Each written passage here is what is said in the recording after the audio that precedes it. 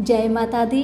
मेरे सभी प्यारे दोस्तों, मैं लक्ष्मी शर्मा बड़ों को चरण स्पर्श, छोटों को प्यार और बराबर वालों को दिल से नमस्कार करती हूँ।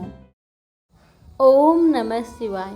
आज आप सभी सुनेंगे श्रावण मास कथा अध्याय 4।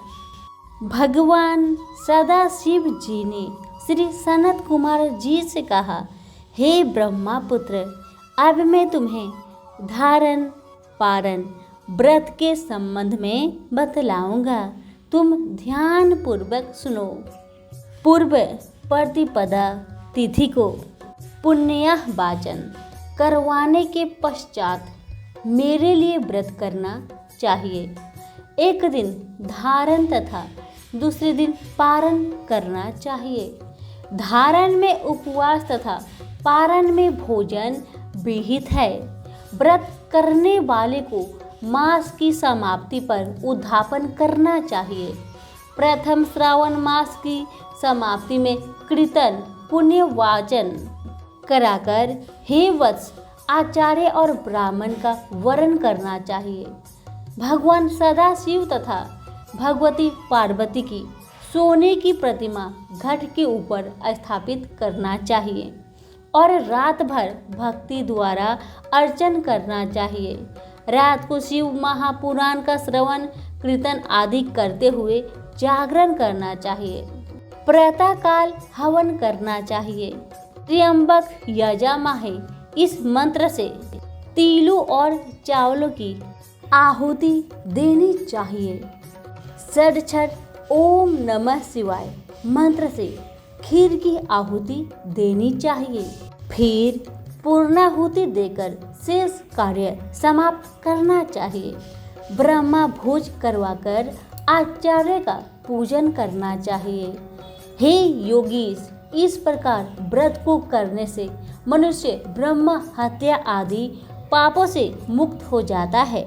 इसमें रत्ती भर भी संदेह की गुंजाइश नहीं है। अतः एवं श्रेष्ठ सावन मास का व्रत करना चाहिए। हे महाभाग, अब तुम सावन मास में उपवास की विधि सुनो। हे महापुत्र, स्त्री अथवा पुरुष को इस व्रत के लिए संयतात्मा एवं जितेंद्रिय होकर प्रतिपदा तिथि को प्रातःकाल इस व्रत का संकल्प करना चाहिए। अमावस्या के दिन लोको उपकारी वृषभ ध्वज भगवान शंकर का 16 उपचार से पूजन करना चाहिए। ब्राह्मणों का वस्त्र अलंकार आदि द्वारा पूजन करना चाहिए। यथाशक्ति भोजन करवाकर प्रणाम और विसर्जन करना चाहिए। इस प्रकार मास उपवास व्रत मुझे प्रतिदायक एवं लाख संख्या वाली रुद्रवती विधि से करना चाहिए। हे महाभाग, ध्यान पूर्वक सुनो। यह विधि जो कि मैं तुमसे कहने जा रहा हूँ संपूर्ण सिद्धियों को देने वाली है। सदा रुई से 11 बत्तियाँ बनाए। मुझे प्रीति से यह बत्तियाँ रुद्रवती के नाम से ही कही जाती है। सावन मास के प्रथम दिन इस विधि से संकल्प करें। सावन मास में देवों के देव महादेव है। मैं भक्ति से उन गौरीश की 1,00,000 बत्तियां से आरती करूंगा। यह संकल्प करने के पश्चात 1000 बत्ती द्वारा प्रतिदिन पूजन करना चाहिए। समाप्ति पर 71,000 बत्ती से आरती करनी चाहिए या प्रतिदिन 3000 बत्ती द्वारा आरती करनी चाहिए। अंतिम दिन 13,000 बत्ती द्वारा आरती करनी चाहिए या एक ही दिन में 1,00,000 रुद्रवती को प्रज्वलित करना चाहिए। यह बत्तियाँ मुझे अत्यधिक प्रिय है। इसको शुद्ध घृत से सिंचित करना चाहिए। संसार के स्वामी भगवान सदाशिव का पूजन करके कथा सुननी चाहिए। श्री सनत कुमार ने भगवान श्री सदाशिव से कहा, हे ईश्वर, मुझे अब आप यह बतलाने की कृपा करें कि इस व्रत का प्रभाव क्या है, इस व्रत को किसने किया है और इस व्रत के उद्यापन की विधि क्या है। भगवान सदाशिव बोले, हे ब्रह्मा के पुत्र, मैं अब तुम्हारे सम्मुख इस व्रत को कहूँगा, ध्यान पूर्वक सुनो। यह व्रत सब व्रतों में श्रेष्ठ तथा महान पुण्य प्रदान करने वाला है, साथ ही संपूर्ण पाप ताप को हरने वाला है। इससे प्रीति तथा सौभाग्य की प्राप्ति होती है। पुत्र पौत्र तथा समृद्धि को देने वाला यह व्रत भगवान श्री सदाशिव को अत्यंत प्रिय है।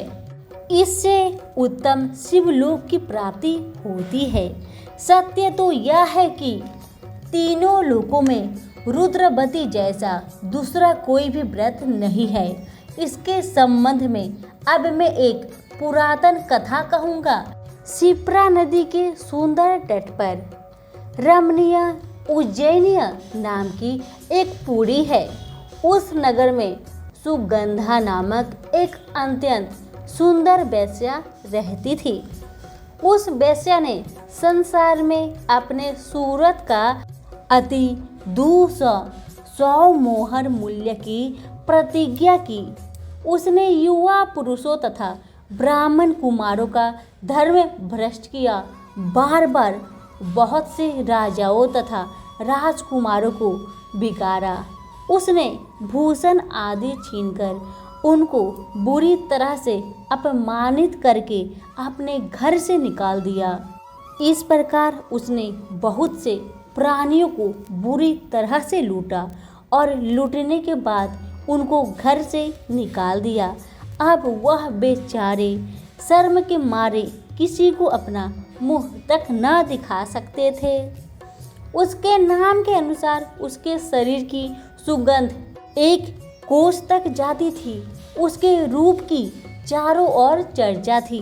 गायन विद्या से संबंधित वह 6 राग तथा 36 रानियों में पूर्णतः दक्ष थी। नृत्य व रंभा आदि देवगणों से भी अच्छा जानती थी। चाल का यह हाल था कि हस्ती और हंस की चाल को भी मात करती थी।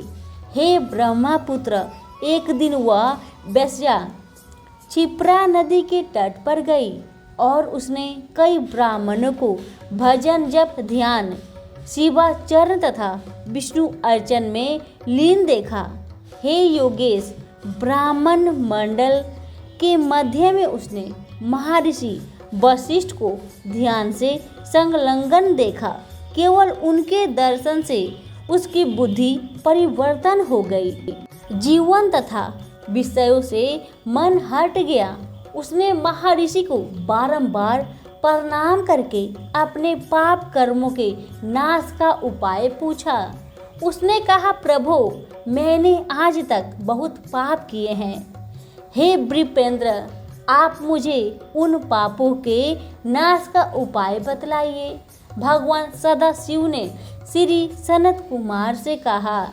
महर्षि वशिष्ठ ने उस वेश्या की बात सुनकर उससे कहा, तुम मेरी बात ध्यान पूर्वक सुनो। मैं अब तुम्हारे सम्मुख उस उपाय को कहूँगा जिससे कि तुम्हारे समस्त पापों का नाश हो सकता है। हे भद्रे, तुम त्रिलोक्य प्रसिद्ध बनारसी में जाकर दुर्लभ रुद्रव्रती नामक व्रत करो। यह व्रत महान पुण्य देने वाला तथा शिव की भक्ति में मन को लगाने वाला है। हे भद्रे, इस व्रत के करने से ही तुम्हारी उत्तम गति हो सकती है। भगवान सदाशिव ने श्री सनत कुमार से कहा। महर्षि वशिष्ठ के वचन सुनकर सुगंधा अपना खजाना, नौकर चाकर तथा मित्रों को लेकर काशीपुरी में पहुंची और उसने महर्षि के आदेश अनुसार व्रत को किया। बस फिर क्या था, वह वेश्या पंच भौतिक शरीर को त्याग भगवान शंकर के शरीर में लय हो गई। जो स्त्री इस व्रत को करती है वह जिस वस्तु की भी इच्छा करती है उसे अश्वमेघ प्राप्त होता है। हे सनत कुमार, अब तुम मणि कौर्तियों का महात्म्य सुनो। मणि कौर्तियों का व्रत करने से स्त्री मेरे अर्धासन की भागीदार होती है। वह स्त्री महाप्रलय के अंत तक मेरी प्रिया होकर निवास करती है। अब हे मुने, मैं व्रत पूर्ति के लिए इसकी व्रत उद्धापन विधि बतलाऊंगा। मनुष्य को चाहिए कि पार्वती सहित भगवान श्री सदाशिव की प्रतिमा को स्थापित करे। भगवान सदाशिव की प्रतिमा सोने की तथा नंदी की प्रतिमा चांदी की होनी चाहिए। यथाविधि पूजन करके रात्रि में जागना चाहिए। प्रातःकाल नदी में स्नान करना चाहिए। भक्त द्वारा आचार्य का वरण करना चाहिए। 11 ब्राह्मण द्वारा घी, पायस एवं बेल हवन कराना चाहिए अथवा रुद्र सूक्त, रुद्र गायत्री या मूल मंत्र द्वारा हवन करना चाहिए। पूर्णाहुति कर आचार्य आदि की पूजा करके 11 सप्तनिक श्रेष्ठ ब्राह्मण को भोजन करवाना चाहिए।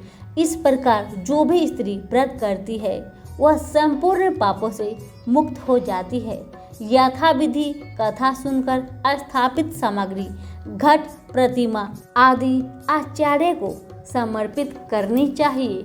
जो ऐसा करता है उसे 1000 अश्वमेघ यज्ञ का फल प्राप्ति होता है।